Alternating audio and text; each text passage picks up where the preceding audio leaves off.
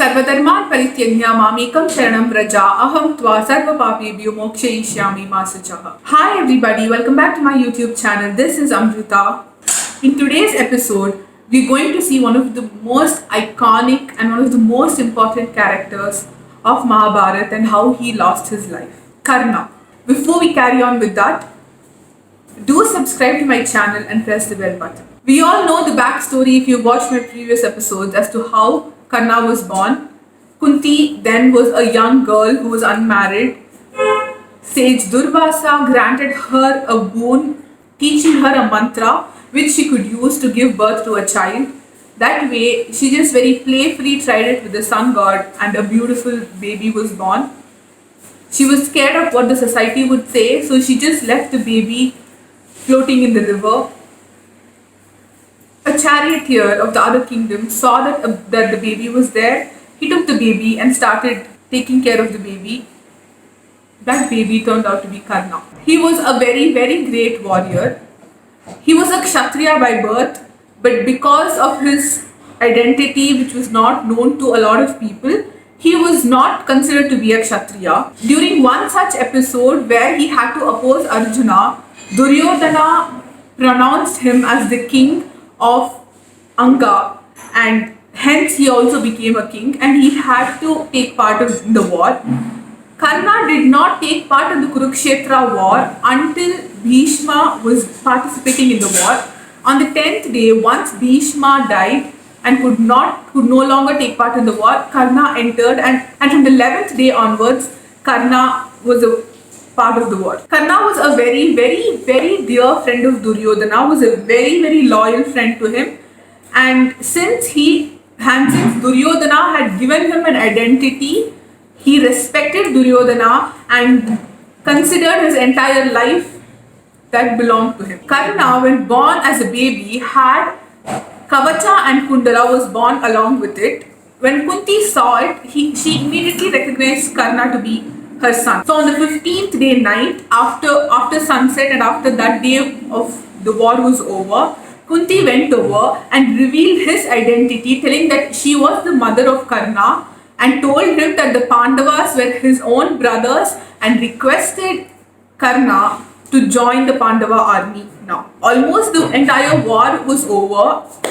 At this point of time, in order to save her sons, she reveals Karna's identity to him and pleads him not to kill his own brothers. Karna was shattered. On one side, there was his brothers that he had to kill, and on the other side, there was his dear friend which had given him his entire life and identity. He had to be a loyal friend at that point of time. Karna chose to stick with Kaurava. Karna chose to stick with Duryodhana and to fight for Duryodhana and kill the Pandavas. But Kunti pleaded Karna to spare his brothers. Karna agreed to spare the Pandavas except Arjuna. He was very keen and particular on killing Arjuna. And at that time, Kunti also took a promise that he would not use the Brahmastra on Arjuna more than once. Karna agreed to his mother. On the 16th day of the war, Karna was made the lead of the entire Kaurava army. On that day, Bhima killed Dushasana. Dushasana was the younger brother of Duryodhana who had insulted Draupadi after the game of dice.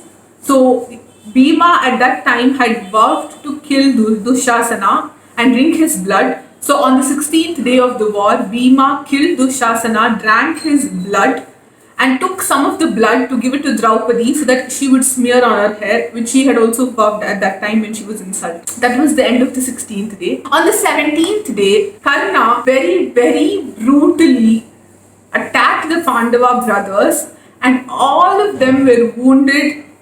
Yudhishthira was very hurt, but he just spared their lives. He did not kill them, but they were all brutally wounded. On hearing this, Arjuna became very furious. Arjuna went on a one-on-one battle with Karna to very, very angrily kill him. Now the fate plays its part. Before knowing his identity as a Kshatriya, he went to Parashurama to learn all the Astras and the Shastras.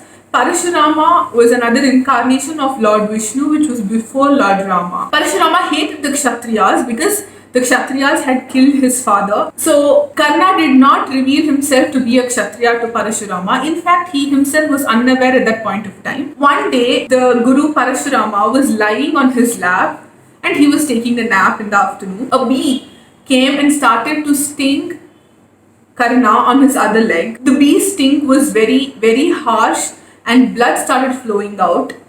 It kind of went near Parashurama, and due to that wetness, the Guru woke up, and when he saw such a big wound on his body, he knew that only a Kshatriya had the power to actually go through such a lot of pain, and was so angry that Karna had actually not revealed his identity to be a Kshatriya and had lied to him. So, at that time, Parashurama curses Karna that he would forget all the important astras that he had learnt during the most important period of his time. Previously, that night, Lord Indra, who was again triggered by Lord Krishna, comes in a form of a Brahmin to Karna and asks for some kind of donation. Karna was a very, very great donor. Whenever somebody approached Karna asking for something, Karna would go out of the way to help them and provide them with what they want.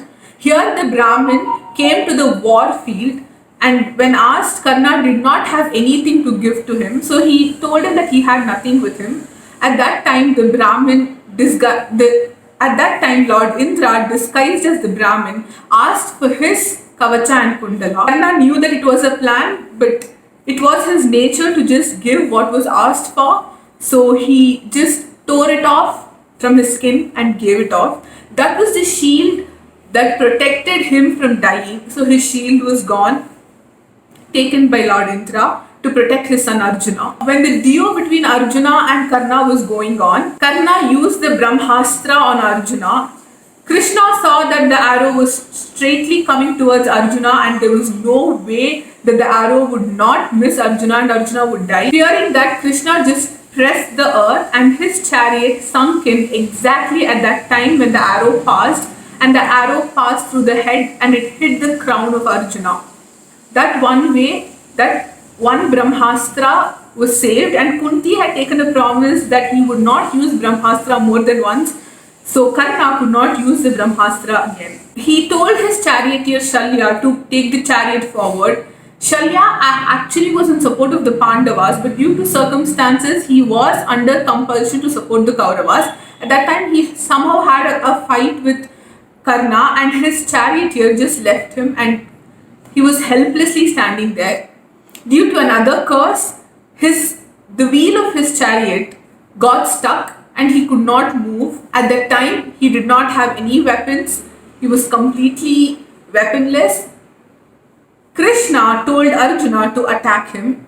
Arjuna kind of reluctantly told that how could he attack another Kshatriya who was without any weapons. Krishna enraged Arjuna with all the incidents that had happened as to how Karna had ruthlessly killed his son Abhimanyu. Furious, thinking of all that, Arjuna shot arrows towards Karna and Karna died. It was one of the most greatest deaths that could ever take place, and I think one of the most renounced and a very, very honest, truthful person. A person which we all should take inspiration from. Though he was on the wrong side, his character was completely loyal. He, till the end, knowing that the opponents were his own brothers, he stayed loyal to those who had helped. Actually, all these characters, they're not just stories or, we just read them and okay, this story and then we just go. We need to take lessons from them. We need to learn from them. Krishna did do a little bit of tricks in order to make justice stand, in order to protect dharma. Krishna at times did a little bit of tricks. So even if we kind of go out of our way to do something, it should be to protect dharma. At the end, dharma should prevail. The truth, honesty, only good should prevail. For that, if we have to take certain bad decisions at times, I think we should do that. We should definitely stay loyal to our partners or family or friends or anybody for that matter. If they've done something for us, we need to be grateful to them and stick and not betray them. We should stick around till the end. I think these are all the little lessons that if we take from these great characters, probably it will help us lead our lives in a better way. Karna was definitely one such character, and I think there is no limit for us to learn from Karna. It just goes beyond limit. There is so much to learn from him. Even if we try to be 1 or 2% of what they were, I think we would lead better lives. The last day, what happened, we will see in our next episode. If you like this video, don't forget to like, comment, share it, and do subscribe to my channel. You can also follow me on Instagram. I'll see you again next time. Until then, be good, do good always. Thank you.